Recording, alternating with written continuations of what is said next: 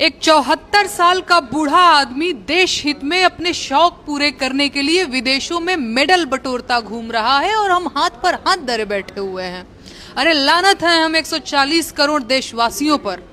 क्या हम अपने परिधान मंत्री को उसके महान कामों के लिए 10-20 पुरस्कार भी नहीं दे सकते? मैं इस देश की जनता से निवेदन करती हूं कि साहेब के लिए कुछ नए पुरस्कारों का सृजन करें।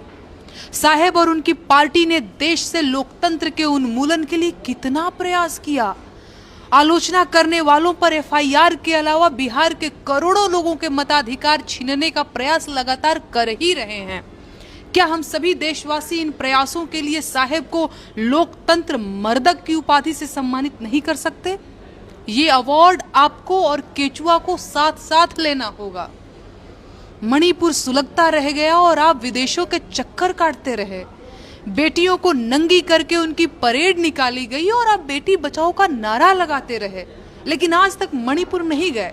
ऐसे में मणिपुर विनाशक के उपनाम पर आपके अलावा और किसका हक हो सकता है? देश का गौरव रही तमाम सरकारी कंपनियों से लेकर आम जनता के पैसों से बने एयरपोर्ट और रेलवे स्टेशन तक आपने जिस तरह कौड़ियों के दाम पर बेच दिए, नटवर लाल स्मृति सम्मान के हकदार सिर्फ और सिर्फ आप हैं और कोई नहीं। बिहार के युवाओं को लंबे समय तक बेरोजगार रखकर गुजरात और देश के बाकी हिस्सों में मजदूर बनाकर भेजने का जो मास्टर प्लान आपने बनाया, उसके लिए बिहार युवा शक्ति भक्षक पुरस्कार का सृजन होना चाहिए और उसे आपके साथी सुशासन बाबू के साथ आपको साझे में दिया जाना चाहिए। आपके शासन काल में बलात्कारियों का जिस तरह मनोबल बढ़ा और आपकी पार्टी के नेताओं ने जिस तरह के कारनामे किए, बलात्कारी बाबाओं को जिस तरह पेरोल पर रिहाई मिलती रही, उसके लिए बलात्कारी रक्षक पुरस्कार की शुरुआत भी की जानी चाहिए। अग्रिम बधाई।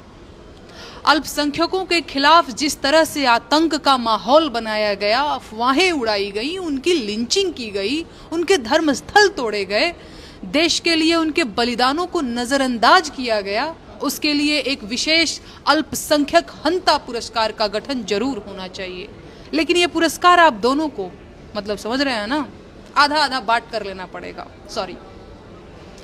पुल विध्वंसक पुरस्कार पर भी तकरार हो सकती है। अभी 3 दिन पहले तक सुशासन बाबू ये पुरस्कार 5/1 से जीत रहे थे, लेकिन बड़ोदरा पुल गिरने के बाद से आपकी दावेदारी मजबूत हुई है, क्योंकि मौतें इसमें ज्यादा हुई हैं। इसके लिए सबसे तेज चैनल वालों से वोटिंग करवा लीजिए।